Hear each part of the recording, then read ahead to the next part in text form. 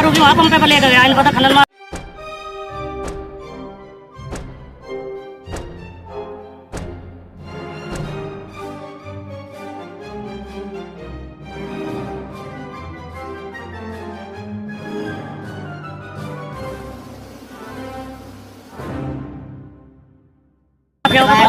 गाड़ी में धर कर लेकर गया। क्या नाम है उसका दरोगा का? वो दरोगा क्या नाम है तेरे यहाँ? जोशी चंद्रमोहन दरोगा से पेटी लेकर गया। ये कुछ नहीं होने का, अस्थिर लगा के चलेगा तो ना। ये कुछ नहीं होने का, अस्थिर लगा के चलती आ रही है। देखे खास रिपोर्ट।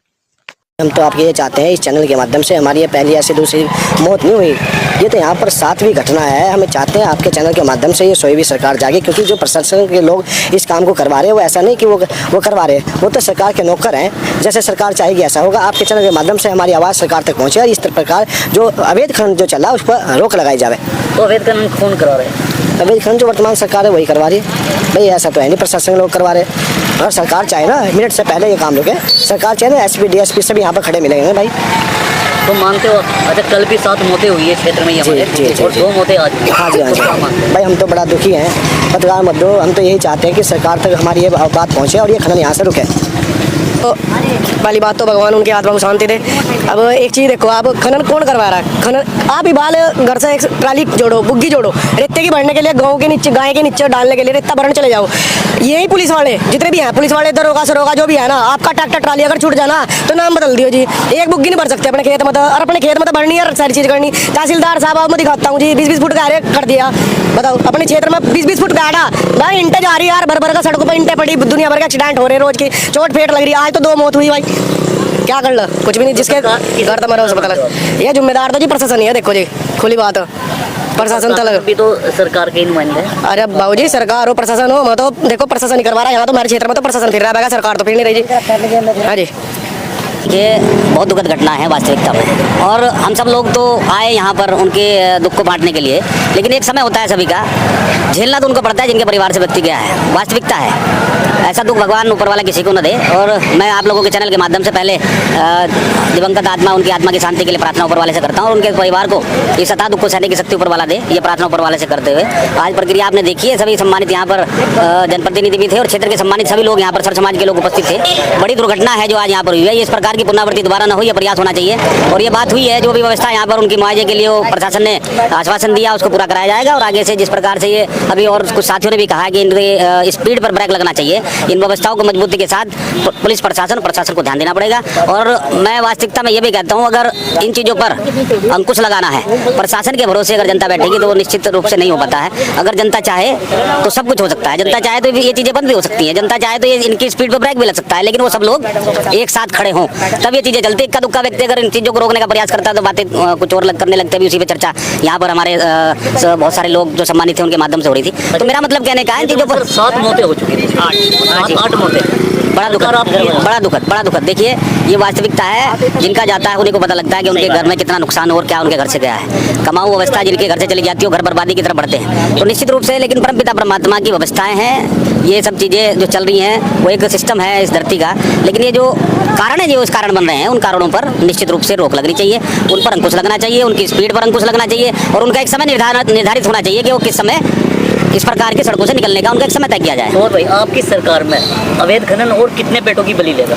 देखिए, सरकारें तो किसी की भी रही हो, ये चलता रहा है, ये कोई नई बात नहीं है। आज ये नया नहीं देख रहे हैं, अभी खनन आज ही शुरू नहीं हुआ है कि हमारी सरकार में हो रहा है। ये निश्चित रूप से जितनी भी सरकार यहाँ कांग्रेस की भी रही है उनके समय भी चला है, सब लोग गवाह है, सब लोग जानते हैं। ये सरकारों पर व्यवस्था नहीं है, ये व्यवस्था है, सरकार सिस्टम चलता है, ये सबकी सरकारों में इसी प्रकार से चलता है। लेकिन बात अगर फिर इन पर अंकुश लगाने की गई जाए तो ना तो सरकार से लगेगा ना प्रशासन से लगेगा, ये जनता लगा सकती है। जनता अगर चाहे तो सब कुछ हो सकता है। निश्चित रूप से हम जनता के साथ खड़े हैं। हमारे इस क्षेत्र के जितने भी नौजवान कहीं भी आह्वान इस व्यवस्था के साथ करेंगे कि इन पर अंकुश लगाना है, इनको रोकना है, जैसे भी जो चीज़ें करनी हो हम उनके साथ खड़े हैं और पूरी व्यवस्था के साथ साथ निश्चित रूप से मजबूती के साथ खड़े हैं। सुबोध राकेश का किस तरह का एक्शन देखने को मिलेगा यहाँ की जनता को? देखिए, मैं हर तरह से अपने सम्मानित सर्व समाज के लोगों के साथ जो मेरी रही प्रक्रिया है, सुख दुख में हमेशा शामिल रहने की, हर चीज़ में, चाहे वो किसी तरह मूवमेंट रहा हो किसी प्रकार का जनता का, मैं हमेशा उसमें शामिल रहता हूँ। आज भी यहाँ भी जिस प्रकार से चाहे रात तक चलता चाहे सुबह तक चलता, हम अपने लोगों के बीच में आए तो आप लोगों के बीच में रहते और व्यवस्था को जब तक पूरा समाधान नहीं निकलता यहाँ से जाने का कोई सवाल ही पैदा नहीं होता है। तो ये व्यवस्था हुई है, सर्व समाज के हमारे सम्मानित लोगों ने जो तय किया है, सभी ने मिलजुल कर यहाँ पर इसका समाधान निकाला है। और वास्तविकता समाधान इस मामलों के ऐसे ही निकलते हैं, एक भाई किस प्रकार से सहयोग किया जाए उस पर कहीं ना कहीं दोनों तरफ से समझौता आता है, तभी ये मामले निपटते हैं। वरना मुकदमेबाजी में जाओ तो फिर मुकदमे लड़ते रहो, परिवार को कुछ नहीं मिलता है, व्यवस्था सब खराब हो जाती है। नहीं, मैंने आश्वासन दिया था, मैं क्यों आश्वासन दूंगा? मैं सरकार हूँ, पार्टी हूँ, विधायक हूँ, क्या हूँ मैं? क्षेत्र मेरे अपने लोग हैं, तो मैंने आज भी ये बात हुई। और ये मतलब खनन नहीं, मैं बताऊँ, ये घटनाएं दुर्घटना कौन कर रहा है? जन्म जाओ इसके आप, जो अवैध खनन कर रहे हैं, जो भागा दौड़ करते हैं, जो चोर बिहारी करते हैं, खनन क्यों कर रहे हैं? और रुकना चाहिए, मैं आश्वासन कब दूंगा भाई? सर, छांगा बजरी में कल वहाँ भी 7 मौतें हुई है कि परिवार की, और आज 2 मौतें यहाँ भी हुई है। वो हाईवे पे मामला जो हुआ वहाँ उसमें सैयद माजरा के पास में, हम वहाँ भी जाना पड़ेगा भाई। देखो हाथ होता है, लेकिन ऐसे अब ज़्यादा ओवरलोड करना, ओवरलोड रोकना चाहिए, सरकार को देखना चाहिए। ओवरलोड ट्रॉली होते हैं, वो होते हैं, डंपर होते हैं, उनसे होता है, ये देखना चाहिए। और इस पर बहुत जोर भी दिया जा रहा है। और यहाँ तो वो उत्तर प्रदेश घटना थी, वो हमारे छांगा में लोग मरे, वहाँ भी बहुत दुखद घटना है यार। कब रुकेगा? नहीं रुकना चाहिए, हम तो चाहते मौत क्यों हो? हमारे तो घर के परिवार के लोग थे सारे, चौथी घटना यहाँ है, इसलिए यहाँ से बैठे। और लेकिन फिर भी मेरा निवेदन सरकार से, प्रशासन से, आप सभी लोगों को है, आप भी इस पर ध्यान रखो। आप पत्रकार बंधु मीडिया के ध्यान रखो। अब ये 20 ट्रैक्टर चलते हैं यहाँ से, आप भी आवाज़ उठाओ, हम भी उठाते हैं, हम तो लगातार संघर्ष करते हैं। नहीं, मीडिया आवाज़ उठाएगी तो थाने में बंद करा दिया जाएगा। ऐसा बिल्कुल नहीं होता। क्यों डर रहे हो भाई? खाना सबके लिए, मैं भी आवाज़ उठाता हूँ, हो सकता है मेरे खिलाफ भी कार्रवाई हो, डरते क्यों हो? ईमानदारी से उठाओ। ये सड़क बहुत छोटी है, ये सड़क 6 फुट सड़क है, और 300 क्विंटल ट्रैक्टर बजरी टोली निकलती है। यहाँ को देखना चाहिए सरकार प्रशासन को, और आप लोगों को देखना चाहिए, करना चाहिए। आवाज़ उठाओ, हम उठाते हैं, बंद होना चाहिए। ये मौत का सिलसिला बंद होना चाहिए। सभी लोग चाहते हैं, जनता चाहते हैं, हमारे भाई परिवार के लोग सभी है। तो दूर दूर तक एक मानो बात करता, एक दादू बात करता, एक इधर का था, शेख वाले का था, 2 यहाँ के, तो ये परिवार के लोग हमारे सब, क्योंकि 4 साल में कुछ तो पता भी लगता है आप लोग हमें। किसे मांगते हो? जिम्मेदार अवैध खनन ये रुकना चाहिए। देखो भाई साहब, सबसे पहले तो ये जो अवैध खनन चलता है ये रुकना चाहिए। दूसरी बात ये है कि ये जितने भी घाट क्षेत्र के जितने भी रोड आप देख रहे होंगे बहुत छोटे हैं।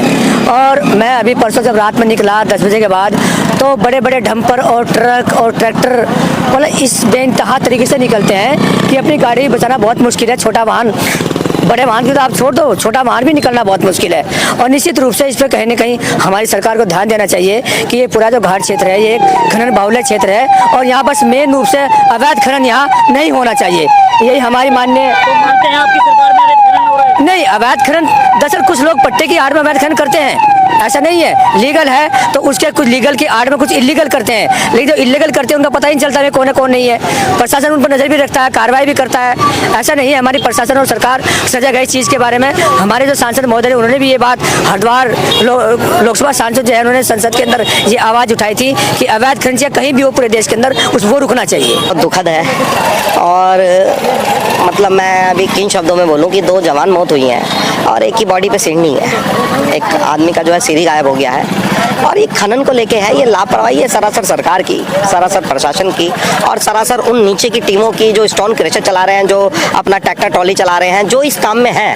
हम मना नहीं कर रहे, आप काम कीजिए, पर आप गाइडलाइन पे कीजिए ना, जो आपका नियम है। आपको सुबह 5 बजे तक का आदेश है, आप चलाइए, हम मना नहीं कर रहे, रात में चलाइए, पर दिन में आप चला रहे हैं। दिन में जब हमारे लोकल्स, अपने गाँव ग्रामीण लोग अपने काम से निकल रहे हैं, तो ये इस तरीके के हो रहे हैं। तो ये सरकार को, प्रशासन को, शासन को, सबको इसका संज्ञान लेना चाहिए, और ये संज्ञान हमें भी लेना चाहिए, और ये बहुत दुखद है। अच्छा, कल भी 7 मौतें हुई है भगवानपुर थाना क्षेत्र में, और ये छोटमनपुर की मैं वहीं आ रहा हूँ। अधिकारी अपना काम भूल गए हैं। अधिकारियों को सरकार ने दूसरे कामों पे लगवाया हुआ है। अभी राजनीतिक में बात नहीं करूंगा, बट ये सत्य है, ये कड़वा सत्य है कि आज अधिकारी जिस काम के लिए बना उससे वो काम नहीं लिया जा रहा, बाकी सारे काम दिए जा रहे हैं। देखिए, ये इब्राहिमपुर गांव है हमारा, ये हद्दीपुर से जो रास्ता इब्राहिमपुर की तरफ जा रहा है, यहाँ पर सुबह 2 व्यक्ति मोटरसाइकिल से जा रहे थे जो इब्राहिमपुर निवासी हैं, और एक खनन से भरी ट्राली जो बजरी भरी हुई थी, जिसमें लगभग 220 क्विंटल के आसपास उसमें लोड था, तो उसकी चपेट में आकर 2 लोग मौके पर ही जिनकी मृत्यु हो गई थी।